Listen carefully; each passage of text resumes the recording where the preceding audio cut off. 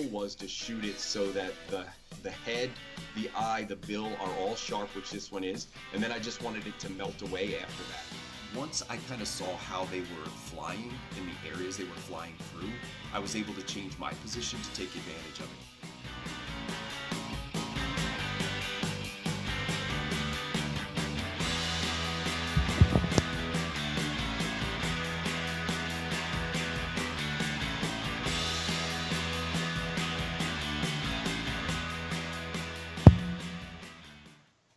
All right. Hey, everyone, and welcome to another edition of Wildlife Inspired.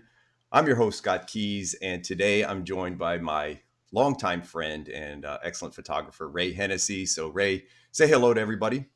Hey, everybody. Thanks so much for having me on, Scott. Of course. And I think this is, Ray's a reoccurring guest on the show. And actually, the original inspiration for the show, we were talking before the show started about how this was originally a Facebook Live, and it was pretty low budget. It was on a not that it's high budget now by any stretch, Yeah. but it was just a phone recording of Ray's monitor, and then I would come in on Skype, and yeah, it was fun though. Had a lot of good stuff there. Yeah, before we get started, let me just tell you a little bit about, before I have Ray introduce himself and kind of go through what he's been working on. Just, the reason I love having Ray on the show, there's a couple things. One, I've always felt that when I look at people that I just really look up to and people that I respect and just as in sheer talent and hard work, I think Ray is one of those. And probably, in my head, I do these like weird rankings of photographers sometimes, like who's the best at this and who's the best at that. And so, I saw Brad James on this, and I'm like, who is Brad James, like the best duck photographer in the world? Or, he's just really, really, really that good, So I do goofy stuff like that. And every time I think about like, who is really like the best at bird photography, I will tell you, Ray, and it actually pains me to admit this, you may be the best out there. And I think part of it is because of your creativity, but also your hard work. So, I really look forward to having you on the show. The concept for tonight is I do these series of 10 images. And so this is going to be 10 of Ray's images. Now, I asked him as I was wrapping up this series on composition, if Ray would just focus on composition. Ray's portfolio is about 400,000 photos of birds. So to pare them down to 10 was pretty difficult. So I said, hey, focus on composition and let's tie it into this series that I've been working on. So for those watching a replay, what you're going to see now is I'll put up at the top a link to the first video I did, which was about composition, rule of thirds. It was a show I did a couple months ago. Pretty basic stuff, but for somebody learning and doing the entry level stuff, it's really good. The second one was beyond rule of thirds, where we kind of explored other topics outside of that. So we talked about golden ratio and different, concepts on how to bring focus and contrast and foreground, all this stuff.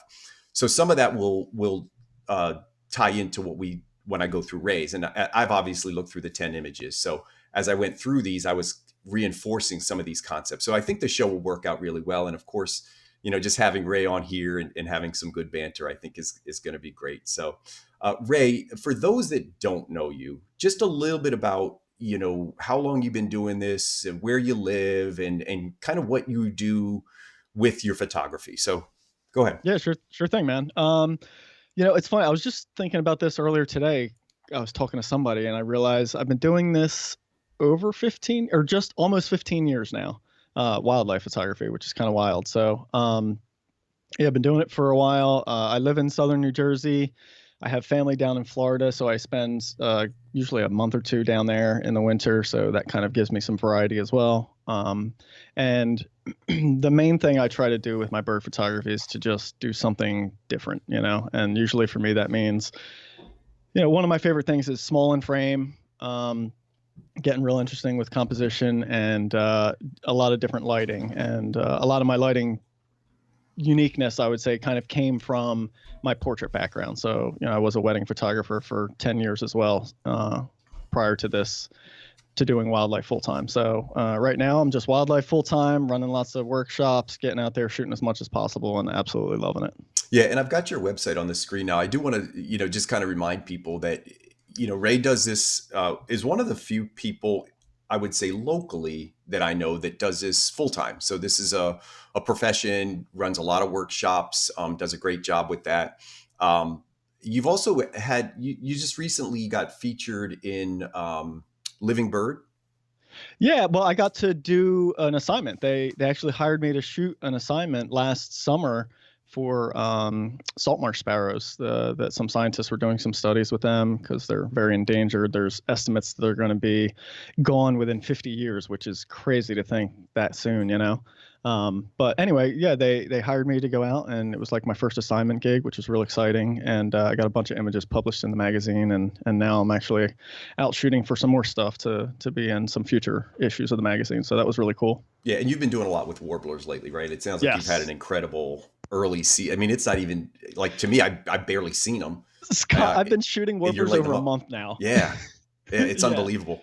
I've Yeah. got one up now. I'm got your Instagram up. I know Yep. this isn't a big deal, but Ray is on Instagram.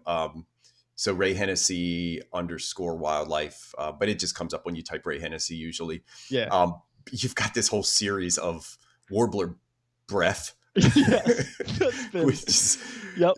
which is pretty Yeah. cool. But yeah, Well, and that came from the early season shooting, yeah, you know, like finding these birds really early, much earlier than I have in the past. I say much earlier, like a week earlier, hmm, but the weather conditions have just worked out. I've hit clear days and it's been cold. I mean, real cold. Like that black and white warbler, it was like 20, it was upper 20s that yeah. morning, you know, which usually this time of year is not the case. So I've just, the conditions worked out and I was able to capitalize on it. One of the things as I'm scrolling through your website that really caught my eye is you've, like most things, you don't really set up the normal way. Like most people have a gallery you click through, and you've got yours set up in a really interesting way. So if anybody has a chance to go to Ray's website, just check it out. You post pretty regularly on your website, so you almost use your website the same way a lot of people might use social media like Instagram or Totally. Facebook. Yeah. Yep. Yep. And then these Yeah. little, you've got movies in there. I've noticed you've got some audio, your Yep. podcast information's in there. And then of course, up at the top, you can navigate to prints, books, workshops, and all the other stuff that you do. All that good stuff. Yeah, the website's the one-stop shop for everything. Everything I share everywhere else also ends up on my website. So if this, for instance, is going to end up, I'm going to share a link to this video on my website. So it's just Gotcha. like the place to go to see everything, and it's the best place to view the photos because you don't have to view it all tiny like on Instagram. Yeah. Okay. All right, cool. Well, let's jump into these images. So I'm going to go ahead and pull it up. I'm sure we'll have some back and forth and get off topic at some point because we generally do.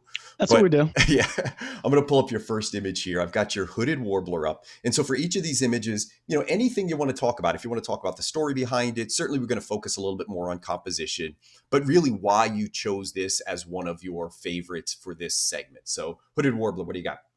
Hooded warbler, man. This one was probably my favorite warbler image from last year just because of the habitat. You know, a lot of these areas up in North Jersey, you've even been there, up in the Delaware Water Gap area up there, they're just so lush sometimes. Yep. And the other thing that happens when I know you've talked about this on the show many times, right?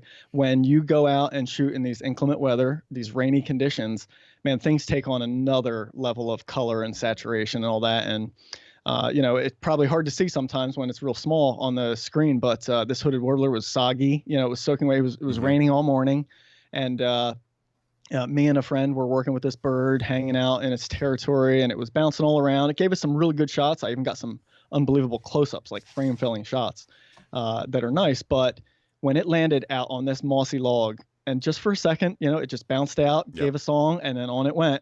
And I was able to just get that one frame and compose it. I had just enough time to lock focus real quick and compose it because I really wanted to show just more of that mossy log and that green, that just dense green behind it.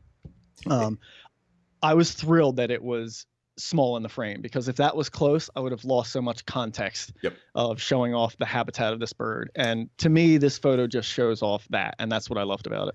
Yeah, and one thing I'll say, Ray, for those that know him, has a reputation for really doing environment very, very well, and probably again maybe better than anybody that I've had on the show or that I follow. Your gear is, you shoot a full frame body, right? Yeah. Yep. Yeah. Okay. Nikon D4S. So, I mean, what, probably like 5, 6 year old camera at this point. It's Yep. 16 megapixel, so I'm Yeah. not killing it with the resolution here. Yep.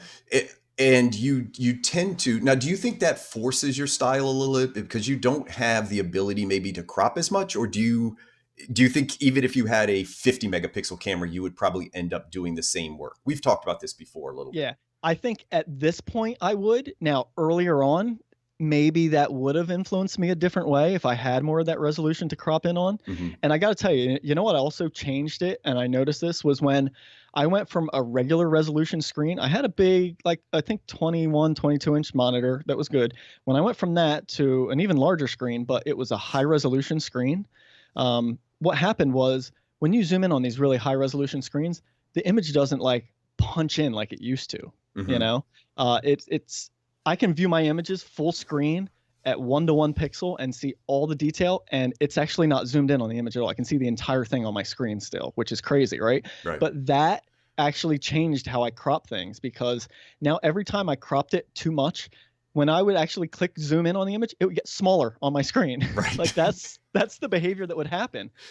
And so it actually made me realize like, oh, I think I'm cropping too much on that. So that, oddly enough, like these weird little things kind of influenced me in keeping the images a little bit more spacious. But I would say now if you put high resolution in my hands, I'm not going to crop in a lot anymore, because it's like, this is what I like now. Gotcha. And you're shooting typically you're shooting a 500 f4. Yeah, 500 f4, shoot it like wide open, and yeah, that's it. Yep. Okay, so a couple things I wanted to do. As I've got the image on the screen, I dropped an overlay. Now the overlay is very hard to see. I didn't bother to see if I could make it brighter, but it's there. My guess is we've talked about histograms, and I've heard you say on your shows, on your podcasts and stuff, and on here, you know, kind of like screw the histogram. I do what I want to do, right? Like you edit it's not so to much your eye.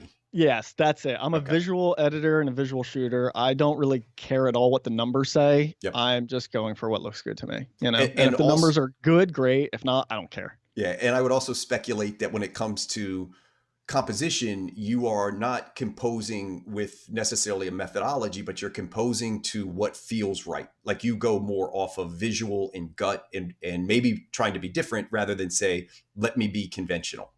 Is that fair to say? Yeah, I think it's close to fair to say. I will tell you, the crop tool in Lightroom has the regular rule of thirds grid on it. That's the grid that's always on. That's kind of like the default one, I think. That's just where I leave it. And I do kind of see that when I'm cropping, but I kind of, more than crop different, I just try to let the image tell me where it needs to go. Yep. Yeah. Yep. Totally cool. So one of the things I talked to about when we were doing these compositional guides, and I dropped an overlay here. It's called I think this one's called Diagonal.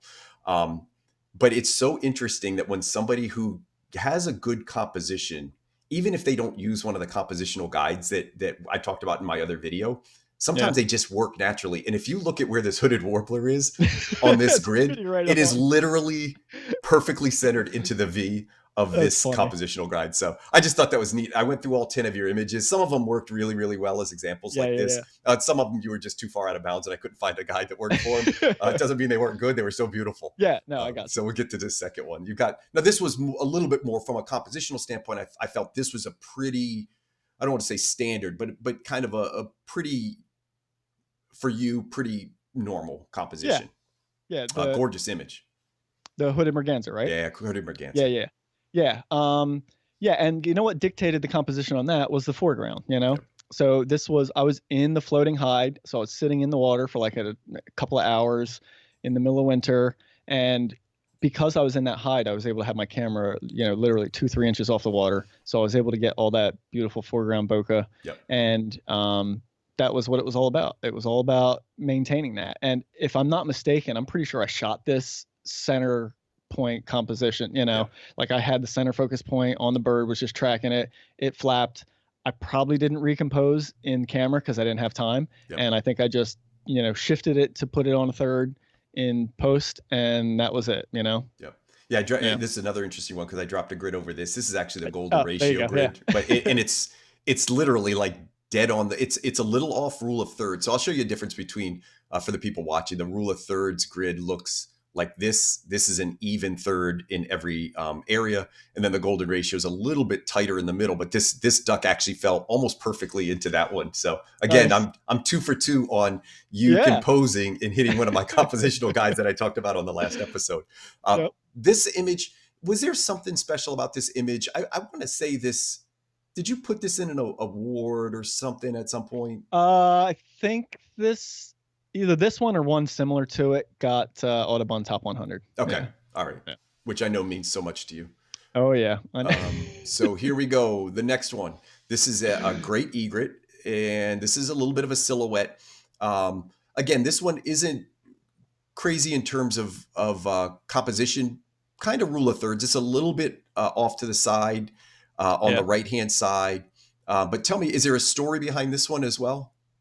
Yeah, man. This was actually I was running a workshop out here. I had a client with me. This is one of my favorite shorebird spots at the end of summer, late summer, almost getting into fall. And uh, we had kind of wrapped up. We had both just shot a snowy egret in beautiful front lit golden light because you can see the sun was getting really low, right? So just beautiful light. And then I see this great egret running around out there, and I go running out because I know immediately, I'm like, I can see the sun getting low. There's a little bit of clouds back there. I know already I can see this where I'm going to silhouette this bird in the sun, right? And I wave to him. I'm like, yo, follow me out. So I go running out, and I get down, take a couple shots, and I look back, and he's still standing over like on the shoreline. You had to like run out and wade into like knee deep water to get this perspective.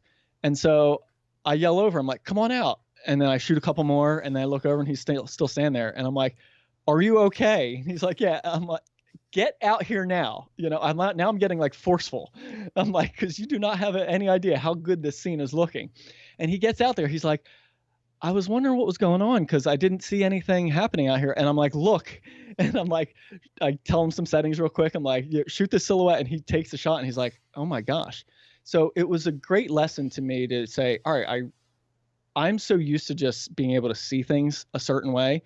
But if you haven't gone through that and learned that, you just don't visually see it, right? Yeah. So I had to kind of slow down and realize, okay, not everybody sees this image forming, and I have to teach that. I have to kind of instruct that.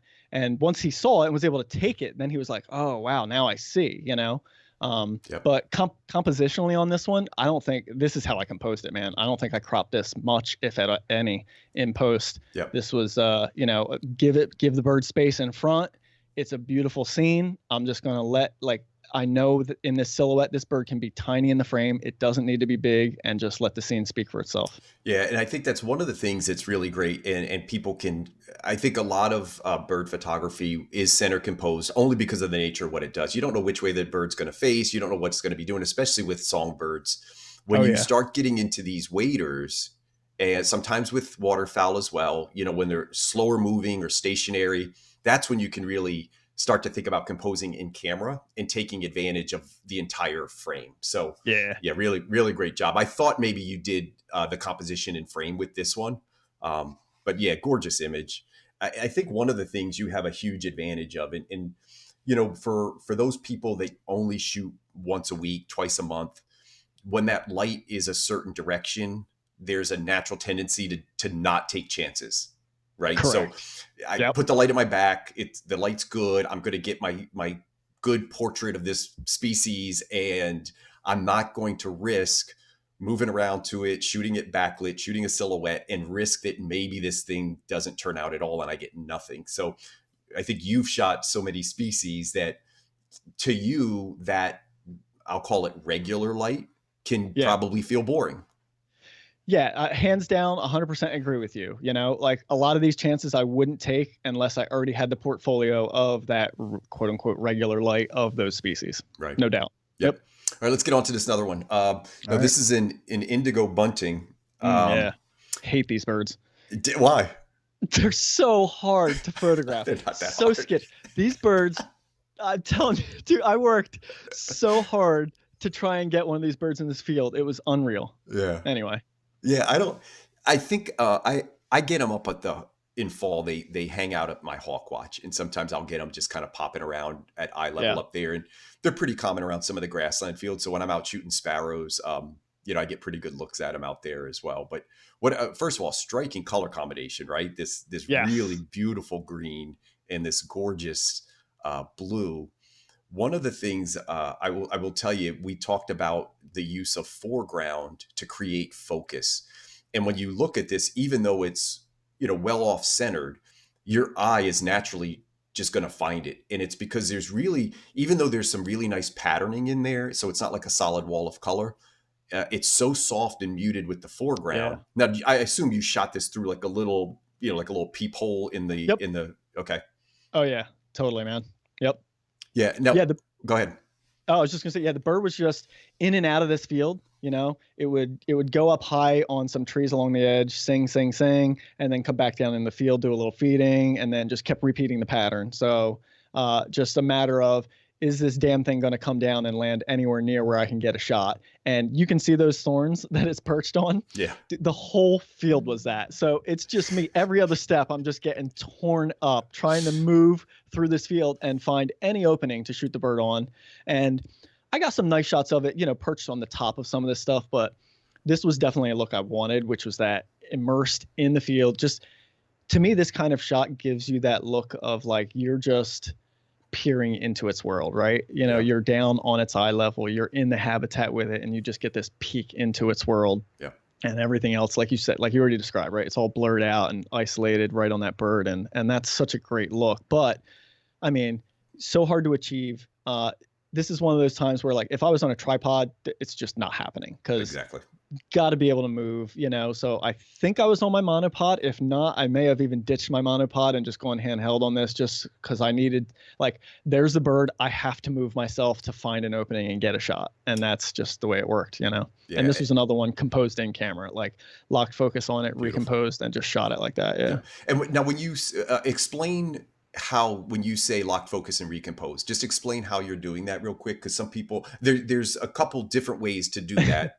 Yeah. And so tell us how you do it. Yeah. So I do back button autofocus in reverse. So I use autofocus on my shutter button, just like how a camera comes, normally.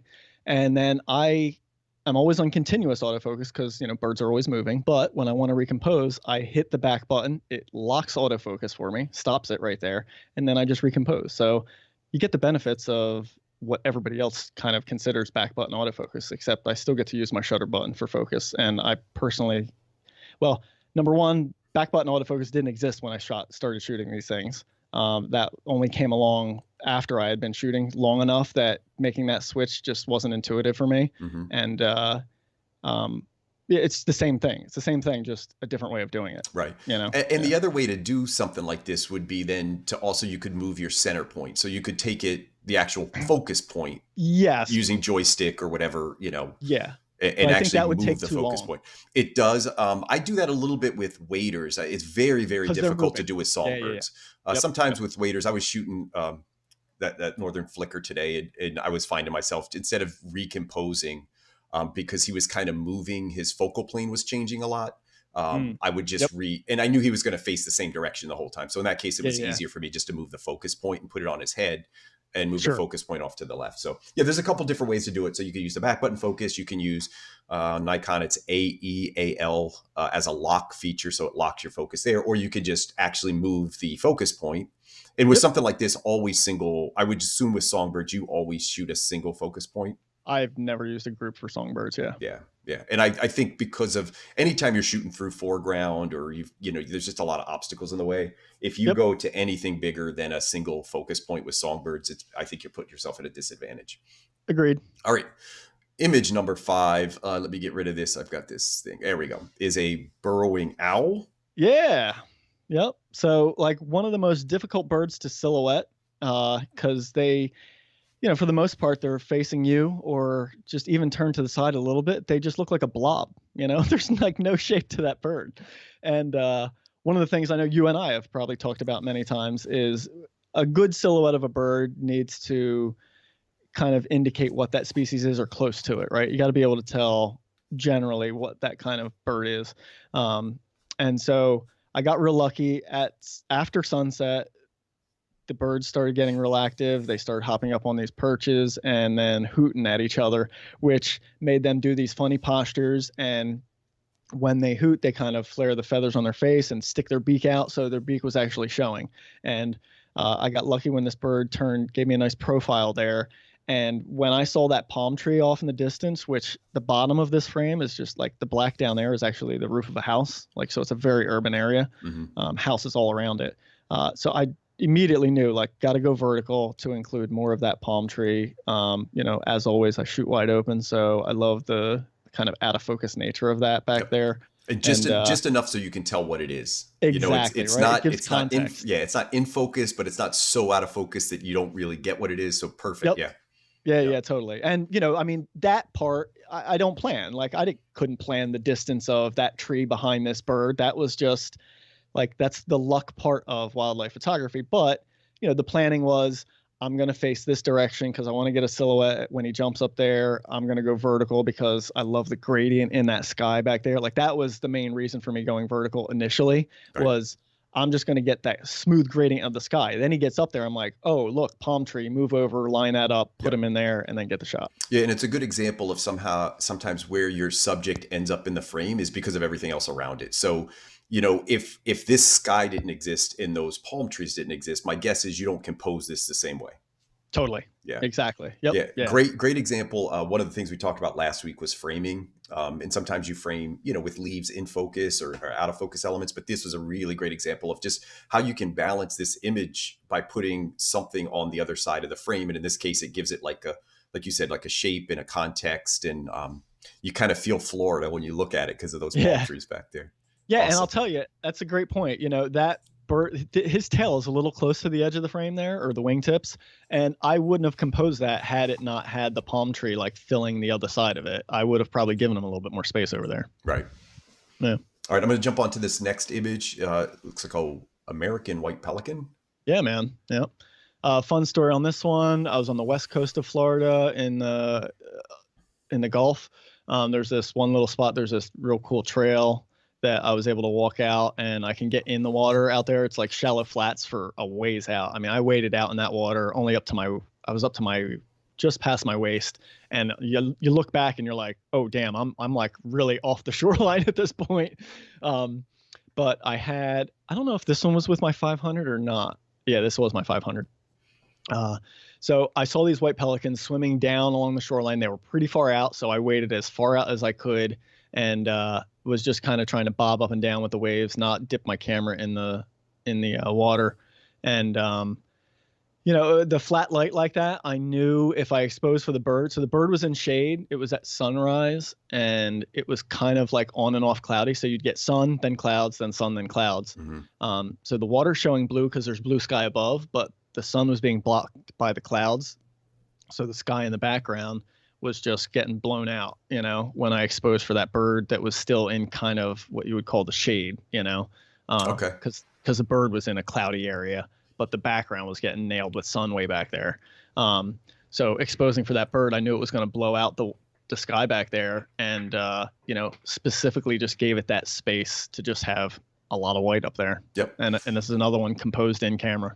Yep. Yeah, really, really interesting, and a great use of negative space. So you could still make out shape. It was an interesting choice with like the white on white, because a lot of times it'll kind of like bleach itself out, and you don't see the form. But here, because of that, that big long bill, and you see the eye, and you can still see the shape of the wings in this background. So I wasn't 100% sure how you got that. It makes sense now because I understand what you're saying with the bird being in shade. Now I can understand that. When you first did it, I wasn't 100% sure how. I assumed it was overcast everywhere, and it was kind of like gray sky in the back that you may have. So why would the water be blue? Yeah, it didn't make sense, because normally, that gray, the water with overcast skies does not look real good. No. Yeah, when you shoot, just as a tip, if you're shooting, overcast skies, I went down to Texas a couple years ago, and I was all excited to shoot these. Yeah. Oh man, I was in like this tropical storm, and all the water was overcast and all the water coming into the beach was just muddy and nasty Oh, and it was brown. And I here I remember had you all were these pissed. images. Oh, I was so mad. And I tried to do some creative stuff and use some slow shutter and do all, but it was just, it was like it was this shorebird haven.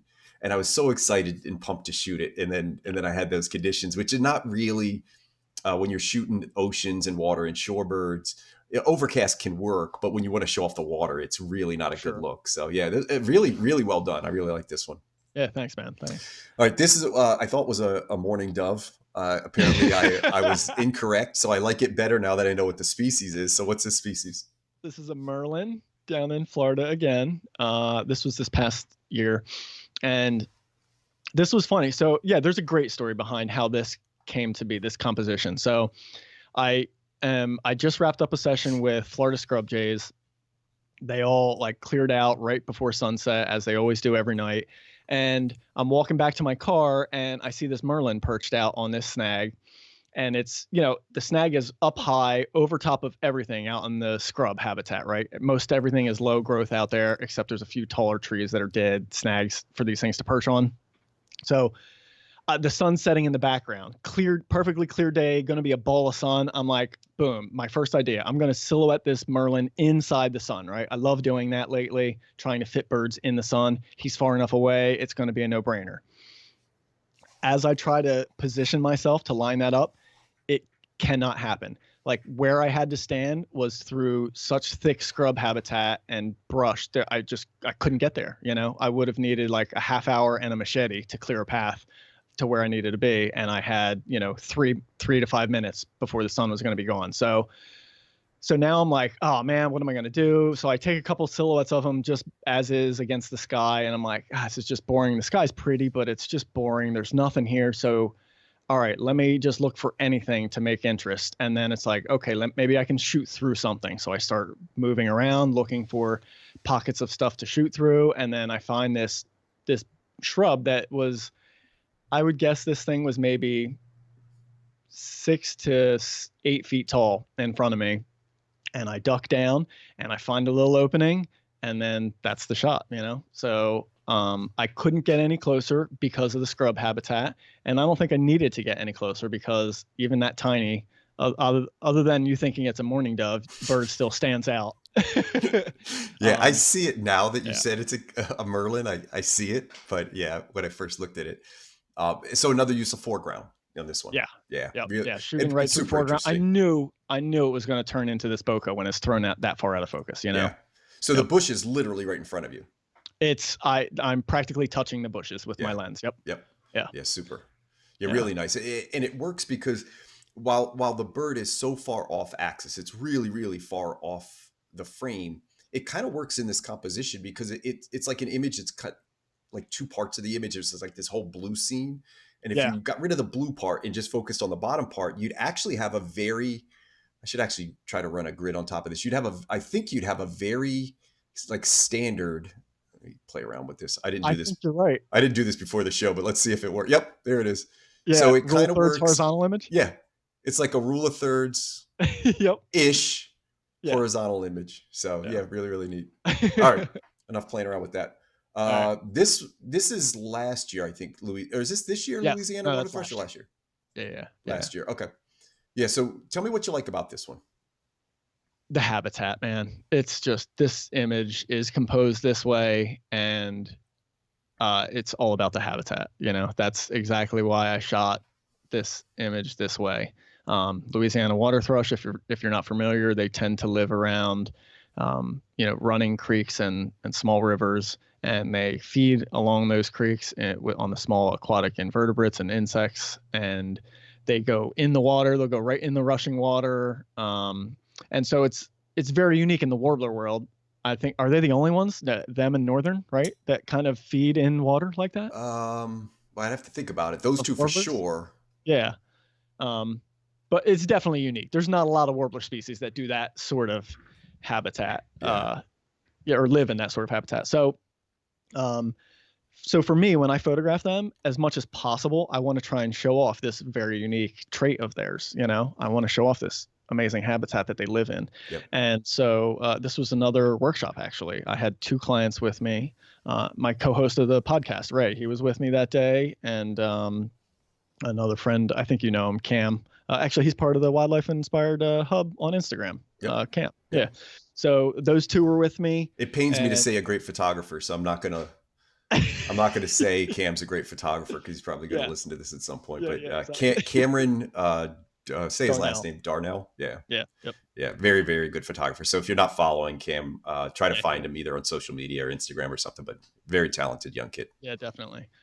So I had them two with me, and because of that, I just brought my this was my lightweight setup. So I had the 300 f4 with the 1.4 teleconverter in, and so when this bird went up there, both of those guys got tighter frames. Maybe an interesting composition with the rocks up there and everything, but they were shooting a 500 and a 600 millimeter, and Cam was on a crop sensor, so he was definitely shooting tighter, right? And if you think about it, that perch up top with the background, that's a nice clean shot, right? Yep. But if we crop out the rocks and the logs at the bottom and the water, there's a lot less context. Yeah, Yep. what is this bird perched over? Where is that? It's just a bird on a nice perch. I'm not saying a bad shot. It's a great shot, but it loses context. So as soon as it went out there, my first thought was go vertical, get the water in, because I couldn't get it in there as much as I wanted horizontally. And so hence this composition. And that's how it happened. Yeah, I just recomposed it into what you had suggested. Still a pretty shot, but you're right. It does lose that sense of environment and habitat. And Yeah. I know you take a lot of pride in that. I know you really consciously work whenever possible to make an image include habitat in context. Sometimes for color, or for an artistic value, and sometimes just because you want to show that species where it belongs. And in this case, I Yes. think it's really well done. Yeah, and to me, it tells that story of that bird. Like that's the story of that bird where it lives. So yeah. Awesome. Looking at a common yellow throat. Yeah, I remember you loved this one last year. Loved it. Yeah. Loved it. One of my favorites of your warblers last year. Yeah, so this is a great example of something that I've heard you talk about a lot on the show, which is look in your frame, like pay attention. And you say it a lot, like look through the bird. I love that expression. I've hijacked it when I'm teaching now. I give a trademark, Scott Keys. Look through the bird. Yeah, Eskies Images. Yeah. But that's such a great way to think about paying attention to background, right? Is to look through the bird, but also paying attention to what's surrounding that bird. And so this was, when I'm walking through a field in this case, or anywhere, and I'm shooting, 95% of the time my camera is set up horizontal, right? That's just the comfortable way for the camera, and that's how I'm going to shoot, horizontal. So this common yellow throat pops out and I shoot him horizontally, and then he sits there and sings for a minute, and as I'm composing it, I see this vine on the right coming through the frame and ending after like probably the first leaf, right, on that vertical vine. And I'm like, damn, that thing is pretty. There's got to be more to it. Rotate vertical as fast as I can. And then I'm like, oh, wow, I can fit the whole thing in if I compose him in the bottom of the frame and then get that shot. He sings a couple more times and then he's gone. So, I mean, this happens fast. Mm-hmm. And this is where I think this is something that I don't think you can teach. That's just experience, right? Yep. That's experience of me shooting so much and knowing, all right, I got the shot, look in the frame. Oh, that's cool. How can I make it better? Let me go vertical. Oh, I can get the whole thing in. Let me compose him low in the frame, right? That's how that whole procedure happened. And those thoughts, like that whole thing probably happened in a matter of 10 seconds, like it sounds like a lot, but it happens so quick. And it, especially to a beginner, I talk with some people and I tell them like, this is what I'm thinking. They just look at me like, how on earth are you thinking that? Yeah. When this bird just pops out, and it sounds absurd, but I'm telling you, get out and shoot and shoot and shoot and shoot. And the more you shoot, the more that stuff is second nature. And then it starts happening. And you're like, oh my gosh, I just made 15 decisions in the matter of 3 seconds and made my image better. Yeah. And sometimes it's like for those people that don't get enough time out in the field, when you're dealing with a typical subject, something like song sparrow, and that's the time maybe to try all of these different compositions, or just say, hey, I'm going to take what I get. I'm going to shoot song sparrows today, but I'm going to try to shoot them from every different way. I'm going to try to shoot some vertical. I'm going to try to shoot some horizontal. I'm going to intentionally try to find foreground to shoot through. And that's where you can play around with it. So then when it happens and you get a nicer species or a species that's less common or something you really have an interest in, all of those thoughts are already there. But if you don't practice, just like anything else, if you don't practice them, it has to kind of become muscle memory, where it's just on the fly. It's just happening. I recomposed this when you probably see it. It's probably showing on YouTube by now. This would probably be what 90% of the people would have, how 90% of people would have shot this image. Very that was standard. How I shot it first. Yeah. Very standard rule of thirds composition. And then if you would have posted that, I would have said, hey, Ray, that's really nice. When you post this one, I'm like, oh, that's really good. And that's how the weird difference. that little thing stood up. Like, it's amazing that thing was standing that way. Yeah, you forgot to Photoshop the fishing line. Yeah, right. Right it's here, insane. There's some fishing line. Yeah, but I will say, full disclosure on this, there was a leaf coming out behind its head that was on the leaf it was perched on. That I did clone out because that sucked. So. Yeah. And I think you and I are pretty similar on editing. We don't do any like fake backgrounds. Like we don't change the scene, but we both remove distractions and stuff like that. Anything that we feel is going to distract from the overall image. When you do the wildlife entries and the contests and stuff, you can't do any of that. You have to leave it as is. But little imperfections, I think both of us are pretty comfortable removing. Yep. Indeed. All right. Number 10. This, I think I saved this for number 10 because I think it's my favorite. So. Oh, nice, man. Yeah. This species. Herring gull. Okay. Yep. And osprey, if you take a look in the back left. I was going to point that out. Well, because I also have that osprey silhouetted inside the sun too. So yeah, that was the next frame.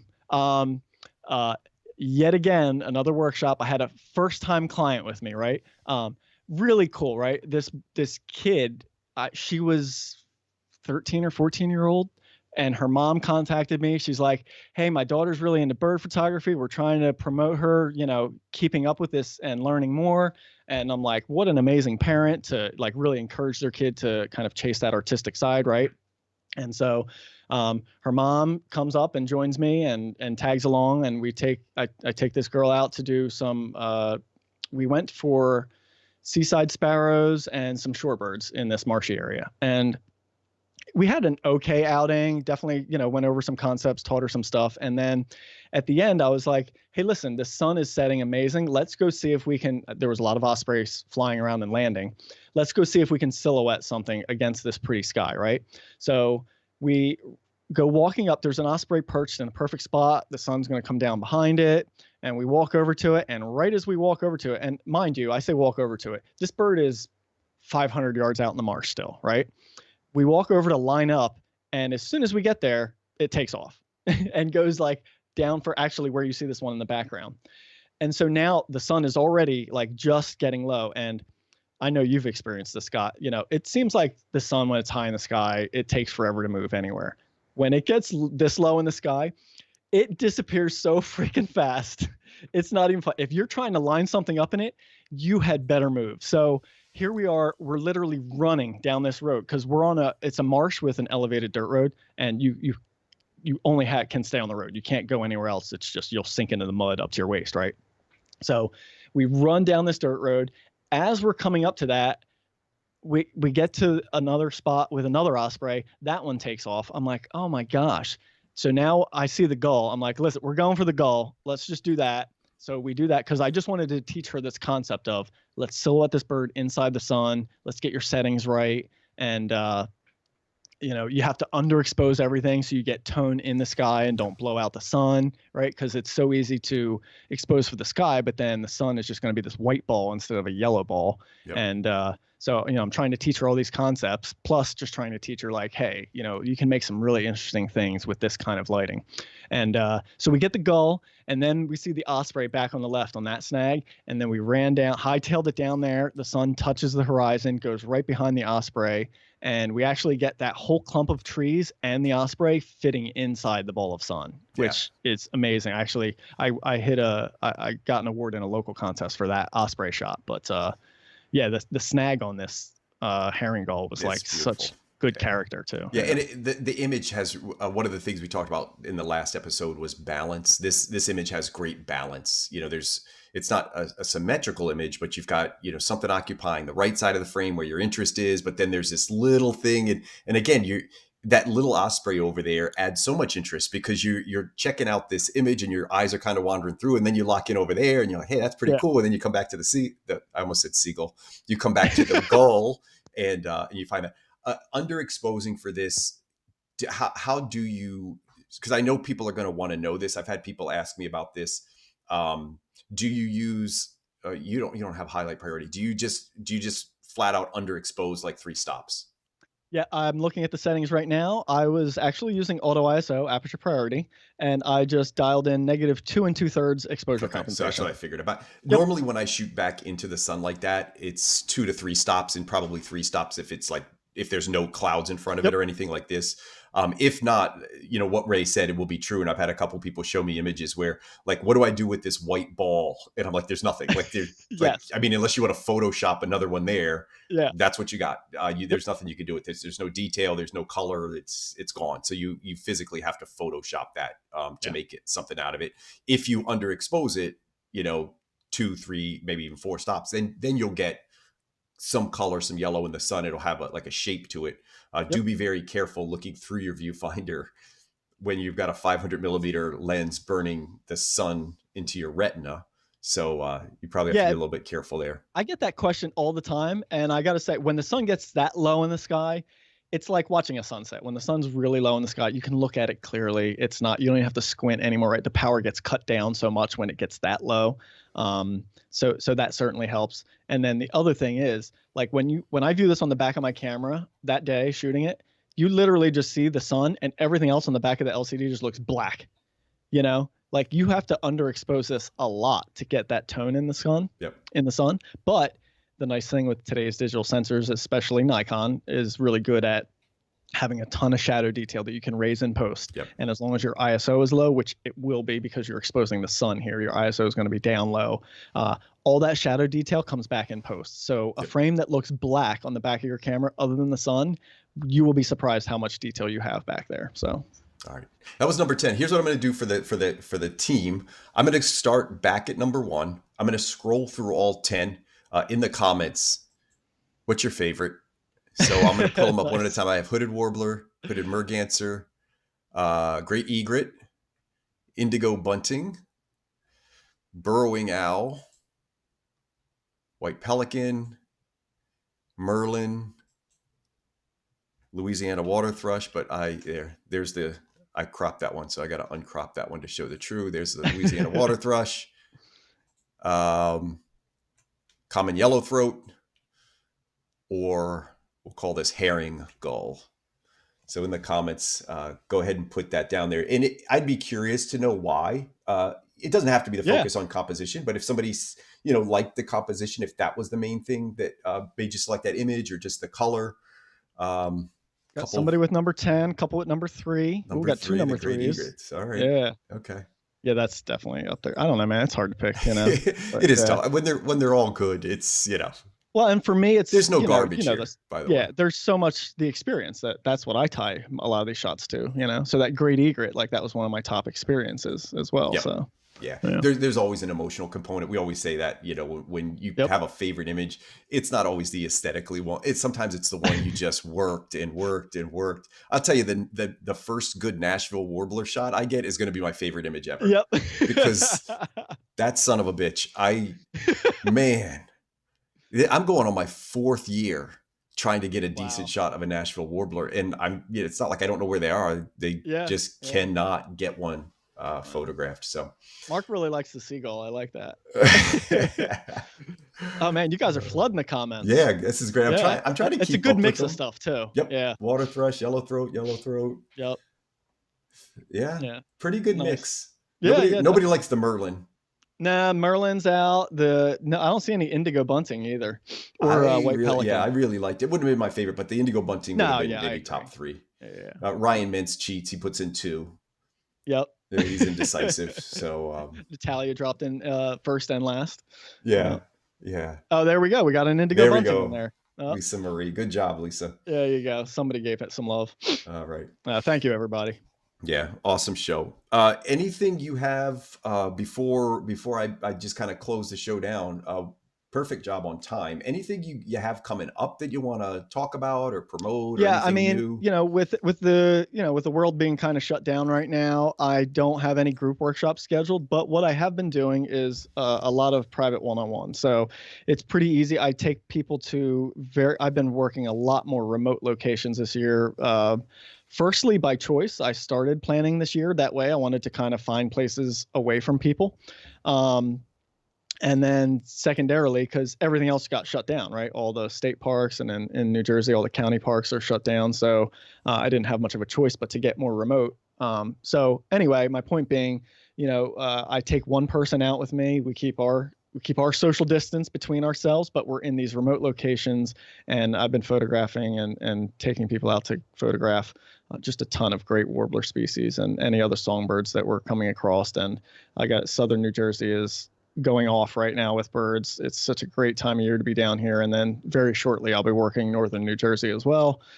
Same thing, just getting into much more remote locations and hanging out with some amazing warblers. So, if you're interested, certainly join. And if you're not local, I do a lot of online workshops, mentorships and just, training, post-processing stuff, critiquing, any of that kind of stuff. And it's all on the website. Just go to the workshops. Look for the private stuff, the online stuff if you want, or the in-person stuff. And then for people that are viewing this after tonight, so this is April 26th, yes. 2020, you also do some Florida stuff. Do you plan to do that again in the future? Oh, definitely. Yeah, okay. Yeah. I'll have some Florida stuff planned for next summer, or I'm sorry, winter, probably in February. I think you and I are going to try and get some Florida time in. I think that's a done deal. I think I'm going to take February and come down and occupy some of you, or just steal your spots. I don't even care if I shoot with you. I just I'm just going to steal your spots and that's good. All right. I don't have a whole lot going on, so if there's any questions for Ray, let's go ahead and add them now while we have a couple minutes. Anything you want to know, again, we'll recap what I have found with working with Ray. One thing that I will tell you is, and certainly Ray, you do this full time, so you have a tremendous advantage of time. But when if you follow Ray on Instagram, he's always talking about, I'm out scouting. That really, I think, is what, and you, I'm sure would agree, is probably what makes you, or at least improves all of the opportunities you get, because you're always looking at environment, not just species. And it really gives you a chance to be selective. And like you just said, the parks are closed right now. So you're being forced now to explore other areas that you may not have gone to, or other people just aren't going to work as hard to get to. And totally. I think you told me today, you found this really great spot and you're like, Scott, nobody's going to ever shoot here. It's just too hard to get to. And I've every one of these spots I've been shooting, if you go on eBird, like 0 eBird reports, like nobody goes there. Yeah. It's just empty. Yep. Yeah, it's been amazing. So, yep. I see Edgar asked, when does the next podcast drop? Edgar, I'm hoping next Wednesday. But just stay tuned. Yeah, hopefully we're going to try and get a couple of them out. We have a few recorded and we just got to finish up editing. So thanks for asking. Yeah. And I'll put in the comments for this video, in the description, I'll put a link to Ray's website, the podcast that he does. Ray, give me the name of the podcast, because I don't want to mess it up. Wildlife Photo Chat. Yeah, that's what I thought. Okay, Wildlife Photo Chat. We'll link that down there. You're doing those like every 2 weeks or so now? We're all over the place. Okay. Sometimes every week, sometimes once a month. Okay. It's tough to schedule, yeah. Yeah. But we have some really good guests already recorded. We're just trying to get these episodes out, so stay tuned. Yep. Okay, and I'll answer this one on my end. As far as Topaz, I'll actually put in the description of this, I'll also put a link to Topaz. I run now, and I never used I tested some third-party software. I run almost every image through denoise now, and it does a nice job with noise reduction and sharpening. You don't lose a lot of detail. There are some upsides and some downsides to every piece of software, and this is an artificial intelligence software. So I don't necessarily say go out and buy the whole suite of Topaz, but I will tell you, I really, really like the denoise product. The other ones are good. My advice is always to people, if you have the money, buy the whole suite. If money's tight, don't don't try to buy a $4,000 camera body to get noise reduction when you can buy a $60 piece of software and Yeah. maybe get the same effect. So you shoot a D4S, which is great in low light Yeah. and noise reduction. So I don't think you do a lot of noise reduction on yours. Correct. No, but I got to tell you, man, every person I've been shooting with this year is just raving about that denoise, man. It's just Yeah. anytime I hear somebody mention it, they're just like in love with it. So yeah, Yeah. I don't use it personally, but based on the word of mouth and from what I've seen with you and talked to you about it, it's good stuff. Yeah, and anybody that's interested, just send me an email at skeysimages@gmail.com. I do have links, and I also have coupon codes that are available for that. So just send me that. I don't, and like I said, I don't have a whole lot going on. I'll throw my Patreon site up here. I'm kind of booked on mentorships, so I think I might only have one or two openings, and depending on when you watch this video, but you can check it out there. I've got a pretty good number of subscribers now. And I do some subscription-based content there. So while this is the free site, we give everything out free here. I get into a lot more detail, a lot more behind-the-scenes stuff on my Patreon site. And unless Well worth it, everybody. Unless There's a couple of questions. Yeah, I was just trying to run through. Ray, did you build your own floating blind for waterfowl? Yes, I did. Which version are you on? I'm still on my first. Still Scott. First version. Still on the first. Yeah. Okay. Yeah. How about yourself? I'm on version 1.2. That's what. That'd be a good description of it. Yeah. A little upgrade. Yeah, you just we built those things probably 4 years ago. Something like that already. Yeah. Wow. Yeah. I know, it's crazy. I was looking back at some stuff we had shot, those clapper rails. Yeah. And I was thinking we shot them last year, and it was like 2017. It's just that long. I was like, oh my gosh, that was 3 years ago. So yeah, Ray and I both built different versions of floating blinds. So yeah. Somebody else asked, do you prefer 500 over 600? I've never shot a 600, so 500 for me. Yeah. And I shoot a 400 2.8. That's my baby. So I shoot the 400 2.8. I don't shoot the 600. And I do shoot a lot of very close fall warblers during migration. It just happens. I've got some areas where they naturally just kind of fall in front of me, and I like that minimum focus. I like to do some really shallow depth of field stuff with them. So the 400 works out better for that reason. I could have used your setup with this prairie I've been working, dude. I have iPhone videos of this prairie warbler. It's just, I'm like, okay, I can't shoot. It's just 3 feet away from me. Let me just watch it, Yeah. So it happens. Yeah. Yeah. All right. Well, I think I'm going to wrap it up. I am going to, I'm going to sign off. Ray, if you want to say good night. Good night, everybody. Thank you so much. Thanks for all the really kind words in there. And hopefully I'll see you in the field or online. All right. And I'm going to mute you, and I'm going to play the outro and wish everybody a good night. Stay healthy, guys.